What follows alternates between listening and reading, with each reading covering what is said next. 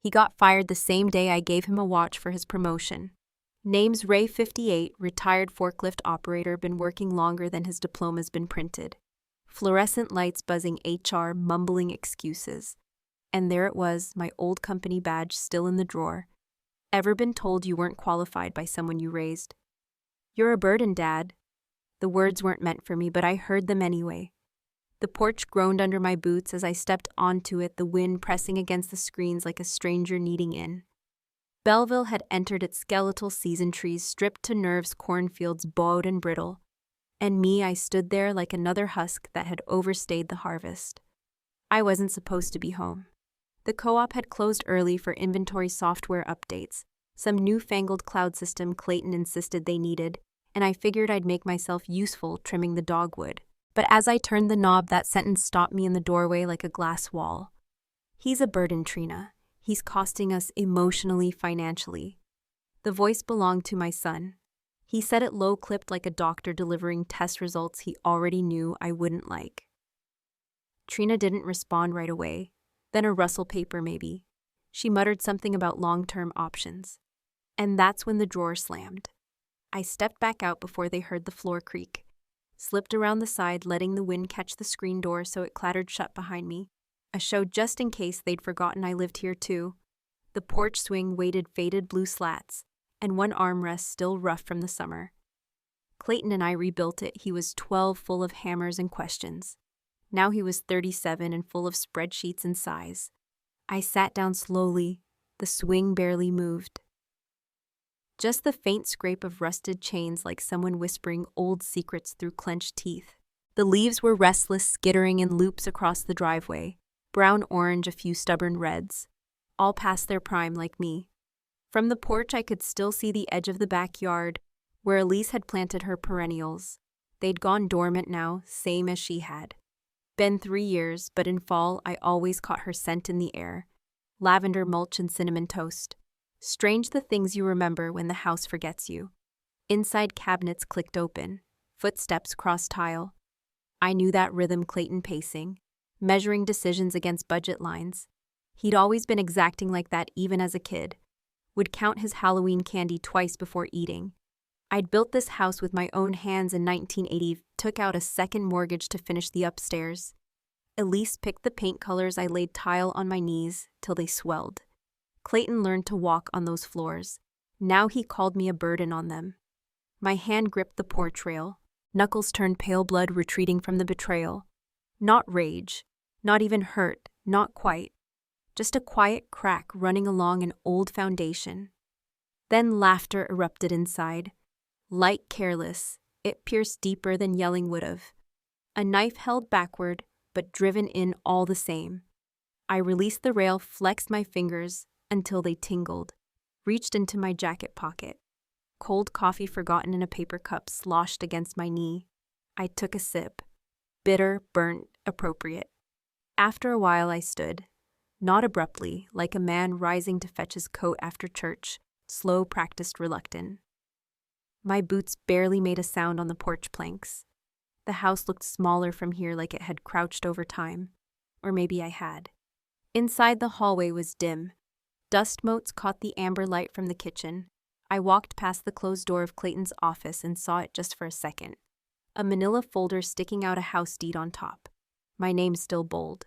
Why was that out? I didn't knock, didn't ask. Instead, I went to the cabinet beside the old coat closet. High shelf, behind a faded wool scarf and a cracked flashlight. Pulled out the metal lockbox. The key still hung on a fraying string behind the pantry door. I sat at the dining table alone. The box felt heavier than I remembered. Or maybe I just had less strength to carry things now. Click. The lid lifted with a soft metallic groan. Inside the past, Elise's last handwritten recipe, my VA card, and documents no one had seen in years. Titles, letters, the kind of things you keep when the world shifts underneath your feet and you want proof you once stood firm. I didn't open them yet. Just sat there looking, remembering. Outside, the porch swing swayed once in the wind. I opened the lockbox just as the sun began to comb through the yellowed curtains. The hinges creaked like a whisper from another life. The paper inside folded once, then again still held a faint scent of varnish, and something warmer. Regret, maybe, or cinnamon gum. Elise used to chew it when she got nervous, signing things with the same intensity she used to stir soup on Sundays. The house was still except for the birds arguing in the trees out back. I unfolded the deed with careful fingers, trying not to tear the edge Elise's initials had kissed. ED written in ink, just slightly smeared from the day we first brought the document home. That was before the house had drywall, before the nails had rusted, before time had begun its slow vandalism on us all. In the living room, Trina's voice drifted through the silence. She was talking to herself, or maybe to the wall. This space could open up once things are simpler, she said, trailing off like a thread losing its stitch. I didn't respond. I wasn't meant to hear it. I stayed seated, deed in hand, thumb, rubbing the ridge where Elise had pressed her pen too hard. The ink had bled just slightly. I remembered her saying, "We'll raise him here, watch the trees grow with his legs." She meant Clayton. I wonder if he ever felt it, this house rooting into him. Breakfast was quiet. Trina moved about the kitchen like a host trying to avoid touching the guests. Her smile was a shade too thin. "Herbal tea?" she asked, setting the kettle down. "I'm fine with coffee," I replied. "Oh, we ran out." She busied herself with a mug that had a chipped rim, placing a small bag of hibiscus into it. The steam carried a sour sweetness I never quite liked. "You ever think of moving somewhere smaller?" she asked, casual, like a weatherman predicting light rain before a flood. I sipped and said nothing. The deed sat folded in my robe pocket, warm against my thigh. That paper, older than Trina and Clayton's marriage, felt more real than their voices that morning. Later, as I passed through the hallway, I caught the edge of a laptop screen still open on the sideboard near the dining room. An email thread was up, but the preview was all I saw. Reassisted options, early transition possibilities. My name wasn't visible, but absence isn't innocence. Dinner tasted like obligation, chicken overdone. Clayton kept chewing like it was fuel and not food. His fork barely made a sound against the plate. "How is the co-op today?" he asked, but his eyes were on the salt shaker. He hadn't asked that in weeks. Same dusty jokes, same broken carts. Trina smiled tightly. "You always say that." I looked between them. Something had calcified. It wasn't just about me, not entirely, but I had become the axis. The thing they spun around in exhaustion. When I stood and placed the deed on the table, I didn't say a word. I unfolded it slowly, made sure the side with Elise's writing faced up. The paper sighed into place. It was almost reverent. Trina looked up, lips parting like a question she forgot to ask. I walked out the screen door, huffing against the frame. The air was damp and the light turning amber. I watched a squirrel run along the power line, tail quivering like static. I sat in my chair outside, fingers drumming the armrest. Elise used to sit beside me with a mug looped through both palms like it was a secret. That image alone held me together. Inside drawers opened. Feet moved. I wasn't listening, not really, until I heard Trina's voice rise in alarm. "Clay, where's Dad's medication?" "It's not in the usual drawer." I stopped mid-rock. My heel frozen above the porch plank. They hadn't asked me. They didn't check with me. My knuckles pressed white into the armrest again.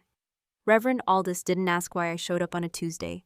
He just slid the coffee across the long fellowship table, still warm from the percolator that probably hadn't been replaced since Reagan was in office. I nodded my thanks and wrapped my fingers around the chipped ceramic mug. The church smelled like it always did, candle wax and floor polish, with an undercurrent of something softer like paper that had prayed too long. Stained glass light fell crookedly across the pews. One near the front leaned at a funny angle like it had lost faith in its joints. "That's what I came for." "Still got your hands?" Aldous asked, setting a battered toolbox on the floor beside the wobbling bench. "They're slower," I said. "But they remember." He smiled, more in his eyes than his mouth. "That's enough." We worked in rhythm. He steadying the plank, me aligning the clamp. The smell of sawdust rose like incense. I hadn't smelled that mix of pine and sweat since Elise asked me to build the spice rack, the one that still hung above the kitchen sink, like a quiet testimony. I glanced over once and caught a flash of movement. A boy, maybe 8, maybe 10, stood near the open door watching us from under a mop of ginger hair. He held a small wooden car in one hand, and he didn't say a word, just watched. Something about his stillness mirrored mine. Aldous looked up but didn't address the kid. He just said, "Fella who built this place back in '52, carved every pew leg by hand. Said machines could cut cleaner but never kinder." I nodded. Know what he did after the roof was finished? Aldous continued tapping the wood like it might reply. Let me guess, retired. Nope. Spent the next 20 years teaching trades at the vocational high school. Said his legacy wasn't in lumber but in calluses passed down. I ran a hand along the repaired leg smoothing where it met the floor. It was never about the money, I muttered almost to myself. It was about respect. Aldous didn't say anything right away. He just reached under the table and pulled out a small apple pie, the kind that comes in a foil tin with a dented edge. "You still like cinnamon?" he asked. Always did. We ate in silence. The only sounds were the scrape of forks and the boy's wooden car being rolled along the edge of the floor. The crust was too hard, the filling too sweet, but it anchored me. After we cleaned up, Aldous nodded toward the bulletin board by the front doors. I wandered over, brushing crumbs from my shirt. The flyer was crooked but bold. Community Craft Day. Seeking retired tradesmen to mentor youth. Date October 22nd. Location Fellowship Hall. I didn't take it down, just looked at it. Read it 3 times. Didn't move. "That's been up a while," Aldous said behind me. "Been a while since anyone asked me to teach anything," I said. He tilted his head. "Maybe nobody knew you were still willing." Outside, the wind scattered brown leaves across the walkway, crisp and tired. I stepped out with my phone still in hand. The boy had vanished, so had the last of the afternoon warmth. I stood in the church lot and typed slowly, "Ohio estate deed revocation process." Clayton never knocked anymore. He just pushed in like the door belonged to him now, like the act of crossing that threshold had somehow shifted in his favor. The brass knob, dulled from years of sun and sweat, turned with no hesitation. I heard it before I saw him, hinges creaking like old knees giving out. I was in the garage where the smell of turpentine lingered and where the cold settled into the bones of the concrete.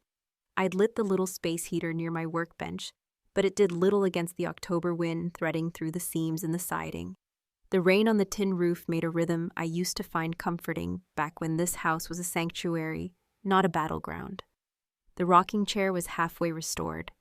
Elise's chair, her comfort during pregnancy, her refuge during chemo. She'd sit there with her eyes closed, gum in her cheek, pretending the world was still under her feet. I had just clamped the rear spindle when Clayton's boots disrupted the silence. "You got a minute?" he asked. Not kindly, not rudely, just expectantly, like I owed him one. "I'm in the middle of something," I said without looking up. The chisel in my hand felt right cool. Balanced, familiar. Clayton stepped closer, tracking rainwater across the mat. He dropped a folder onto the bench beside my hands. "You've been hiding this." I wiped the chisel clean, set it down, then opened the folder with deliberate calm. Bank statements, a few old account balances, transfer logs from years ago, nothing criminal, nothing hidden, just personal. "These are from my union retirement," I said. He scoffed. "You know how strapped we are right now. You could have said something." I turned to meet his eyes. "And what have you counted like inventory?" "Sell off what's left of my dignity per square foot." A pause. His jaw worked, but no words came. Behind him, the screen door creaked again, and Trina stepped in. She didn't say hello, just moved in like a lawyer entering discovery. "Mind if I look around?" she asked, already moving toward the shelf above the tool cabinet. Her eyes flicked over everything, boxes labeled with fading Sharpie blueprints, rolled tight yellow envelopes sealed with brittle tape. "Don't," I said. But she'd already pulled down the blueprints. Her fingers were too fast, too sure, like she knew what she was looking for. The deed, creased from years, folded tight, slipped from between 2 old sketches, and fluttered to the floor. Clayton grabbed it. "You still have this?" he asked, half disbelief, half disgust. I stepped forward. "It's not yours." He opened it too fast. The brittle edge caught the lip of the bench. A sound like dry paper ripping through memory cracked between us. A diagonal tear across Elise's signature. Her name split like a log under pressure. Clayton froze. I watched something flicker across his face, regret perhaps, or the knowledge that he'd just crossed a line he couldn't uncross. I reached over without asking and took the torn paper. My hands didn't shake, not then. I opened a drawer, pulled out masking tape yellow with time, and the quiet patience of a man who's mended more than wood. Without a word, I laid the tape across the tear, pressed it smooth with my thumb, and folded the deed again. "You want the house," I said quietly. "It's yours." Clayton looked at me, unsure if I meant it. "But you'll have to rebuild what you just broke." Trina stepped forward, arms crossed. "We were just trying to have a conversation." "No," I said. "You were trying to make a decision for me." She opened her mouth, then thought better of it.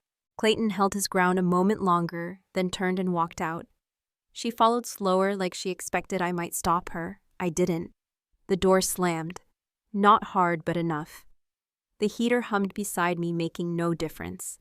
I sat down in the unfinished rocking chair, its legs unbalanced, the frame still loose. I leaned back slowly, feeling the shift beneath me. The air smelled of linseed oil and rain, and for a second, I let myself believe Elise was somewhere near, watching, judging, maybe even approving. I stayed there until the rain let up. Then I stood cross to the kitchen and pulled out the pad of sticky notes I kept beside the fridge for grocery lists and numbers I never called. M. Alvarez, ESQ. I wrote it carefully. The ink bled a little, pen left open too long perhaps. I slid the note into my flannel pocket and opened my phone. The screen glowed against the dark like a secret I hadn't meant to tell. Greyhound Belleville to Cincinnati. I tapped the search. Schedules, prices, one way. I didn't book anything, not yet, but the night had cracked, and something inside me had shifted with the floorboards. I left the envelope by the coffee pot, addressed to no one but they'd know. The sun hadn't risen yet. The house was quiet in that way. Only a house knows how to be, like it was holding its breath. I brewed the last of the dark roast I'd been saving, poured it into the chipped world's best dad mug Elise gave me in '03, and sat at the table while the coffee cooled. My name was no longer on the prescription bottles, but it was on the envelope. I didn't write a note. What could I say that wouldn't get twisted, that wouldn't end up as a quote in one of their half-whispered critiques? So I tucked the deed into my satchel, creased just enough to slide beneath the folder from Alvarez's office, and walked out the side door. The cold snapped at my knuckles like an old dog testing loyalty. I didn't look back. That would have made it harder. The bus station in Mount Vernon was as gray as I remembered. Metal benches lined against brick vending machine, humming loud enough to remind you it was alive. A man in a windbreaker was asleep on the far side, mouth slightly open, head tilted against the timetable board. As I waited, I opened the satchel and stared at the deed again. It smelled faintly of pie cherry, I think. Alvarez had laughed when I handed it over last week. "Been carrying this in the kitchen, Mr. Dalcano," I said. Just didn't want to put it in a drawer again. A sharp memory surged Elise at the kitchen table. Glasses low on her nose, flipping through the real estate forms. "Don't ever let this house become a cage for anyone," she had said. Not even us. I didn't understand then. But I do now. The bus wheezed up tires, spitting grit. The driver, a broad-shouldered woman in a parka, gave me a nod. I handed over the fare, climbed the steps, and took the window seat 3 rows from the back. As the vehicle rumbled to life, I let the past recede mile by mile. Meanwhile, at home, Trina flipped through the mail like she always did, impatient, half distracted. She saw the envelope and frowned. It wasn't marked. No return, no logo, just heavy paper and a peculiar weight. She didn't open it. Not right away. Clayton came down, hair tousled, belt unbuckled. "Where's Dad?" Trina's voice was thin. "He didn't take his pills. And he's not in his room." A note of unease then rising into dread. She opened the envelope, unfolded the paper, read. The notarization. Her fingers twitched at the edges. Transfer on death deed revoked. House ownership reinstated fully to Ephraim Dalka. Clayton slammed his palm against the counter. He can't just... But he could. And he had. By mid-morning, I was seated across from M. Alvarez, again this time with the forms filled out in blue ink, the kind Elise always said felt less dead. He reviewed each line, reading aloud to ensure no errors. Irrevocable upon recording. Owner retains full control unless legally incapacitated. He looked up. That's what you want, I nodded. And I want it in a trust. After I'm gone, don't give it to them. I want it used. For what workshops? Community space. Maybe a library. Elise would have wanted that. Alvarez smiled, the kind that came from respect, not obligation. I'll file it today. I stepped out into the cold again, the kind that turns breath into foggy confessions. I was lighter, not free yet, but lighter. My phone rang. Clayton. I let it buzz twice before picking up. You left us with nothing, he spat. I looked at the courthouse steps at the crow perched on the railing. No, I said. I left you the truth. I ended the call. And for the first time in a long time, silence didn't feel like absence. The chair rocked gently under my weight, its new joints groaning like an old man stretching. I'd rebuilt it from Elise's favorite, the one she used to rock Clayton in when he was a colicky baby. Now it sat at the front of the community hall, a humble sentinel on a raised wooden platform, just below the Welcome to Craft Day banner. The air smelled of pine shavings, warm apple pie, and that faint metallic twang of wood tools, resting between sessions. Kids darted between tables with string art and hammered tin, their giggles rising like birds startled into the rafters.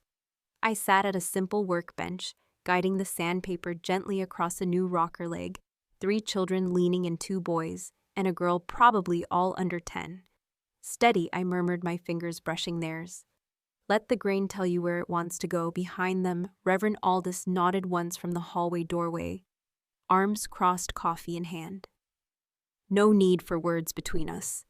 He'd organized this whole thing, put my name on the flyer even before I'd agreed. You're the guy from the flyer, the girl had squealed when I first walked in.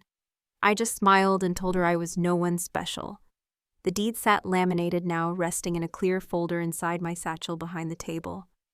Not because it needed protecting from weather, but from temptation. Temptation to reverse it again. Temptation to see it as leverage instead of liberation. The rocking chair finished its long, slow arc back to rest as I stood. Across the room, the double doors opened. A gust of wind spilled leaves across the floor before it was caught and closed again. Clayton stood there, Trina half a step behind. He wore the same stiff tan coat he always did when nervous.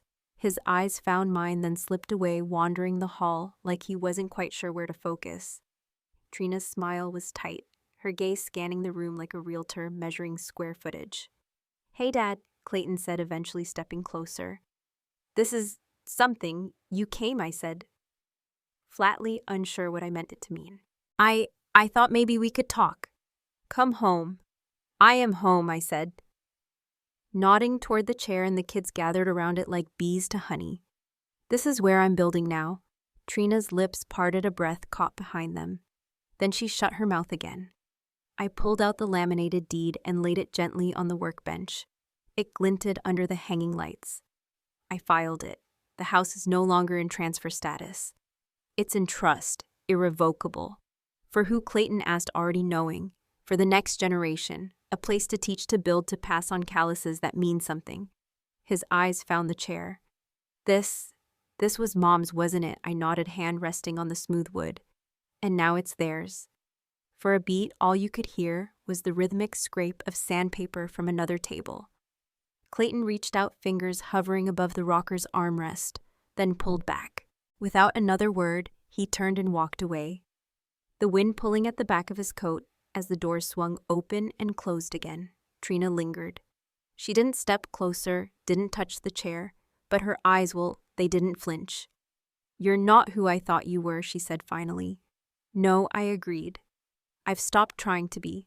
She nodded once, almost imperceptibly, and then followed Clayton out. I returned to the children and picked up the sandpaper. Where were we? I asked gently. The little girl beamed. You said we should let the grain speak, right? I smiled. Listen close. It always does. The chair rocked again, not under my weight this time, but under hers. And it didn't creak. It sang. Reverend Aldous leaned against the doorway of the old living room, arms crossed over a sweater vest stitched decades ago. I told you they'd come around, he said, voice warm, as oak-aged bourbon. Outside, the gravel path crackled under cautious footsteps. Inside, laughter bubbled from the back rooms where teenagers experimented with chisels and sanding blocks under the steady hands of Belleville's retirees. The scent of cedar dust mingled with chocolate chip cookies cooling on wire racks near the window. Sunlight filtered through hand-sewn curtains, casting crooked squares on the pine floor, Elise's curtains. Ephraim hadn't taken them down. He stood near the fireplace, not speaking, just watching it all unfold. His house no longer felt like a weight. It breathed again, open, and lived in each echo down the hallway laced with purpose. A familiar shape hesitated on the porch before knocking. Clayton. Dressed down, no tie, no sharp words riding ahead of him. Just a man holding a paper bag, and something else, something almost like humility. "Didn't think you'd show," Ephraim murmured as he opened the door. Clayton shifted his stance. "It's for Eli. He broke a lamp at school. Thought maybe we could fix it together." Ephraim studied his son's eyes. No deflection, no buried blade, just tiredness and somewhere deeper the soft soil where regret starts to grow. He stepped aside. "Come in, tools are still in the workshop."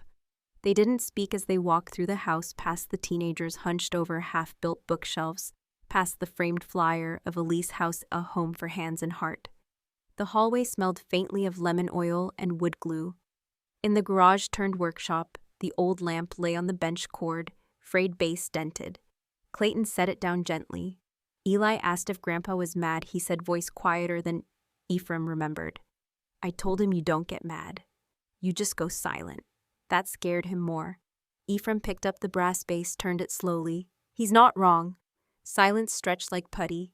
Then side by side, father and son began the repair, removing the cracked housing, rewiring the base. Their hands moved with remembered coordination. One held steady. One turned the screw. Occasionally their fingers brushed. Neither pulled away. "Mom used to fix things this way," Clayton said softly. With pie cooling on the windowsill, radio playing hymns. Ephraim didn't smile, but the tight line of his mouth softened. She believed broken didn't mean ruined. Just in progress, a long pause. "I'm sorry," Clayton said finally. Not a full sentence, not a confession, but the weight in it made Ephraim's hands still mid-solder. He looked up. "You're a father now. You'll learn being right isn't the same as being wise." Clayton nodded, swallowing something thick in his throat. Trina, she's not coming, said this wasn't her idea of a future. Ephraim didn't ask more. The house had always filtered people. It knew who belonged. From his jacket, Clayton pulled a worn photograph, edges curled like dried petals. "Found this in one of Mom's gardening books. Thought you might want it." He handed it over. Young Elise sat on the porch stairs, smiling into the camera. A baby Clayton curled against her chest blanket, crooked tiny fist poking from a blue sleeve.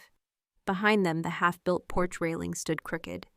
Ephraim remembered every nail he'd sunk that day, and the way Elise's laughter had spilled like spring rain. He held the photo for a long time, before sliding open the cabinet near the miter saw. Inside, amid neatly arranged drill bits and cotton rags, he taped the image to the back panel. It fit perfectly between a faded carpentry license and an old bus ticket stub. Clayton watched, then stepped back. "You're not who I thought you were." Ephraim didn't look at him. He reached for his laptop, the keys stiff from sawdust. On a blank document, he began to type, "How to build a dovetail joint, a beginner's guide." Outside the door, teens laughed as a wood beam slipped and thudded to the floor. No panic. Just a lesson in weight and balance, like all things worth building. No ceremony, no ribbon cutting, just the sound of laughter where there used to be silence. The breeze moved through Elise's house like it belonged, slipping past the open windows and rustling the curtains that Trudy had sewn by hand. Outside, the garden bloomed wildly, sunflowers, elbowing into boxwood and a vine of morning glory, coiling stubbornly around the porch railing I'd repaired last fall. Spring 2024 arrived not as an announcement, but as a return. I sat on the porch swing, the same one I'd built with Elise, its chain groaning gently as I rocked. In the corner of the yard, two boys wrestled with a crooked bench leg, arguing about whether a clamp or glue should come first.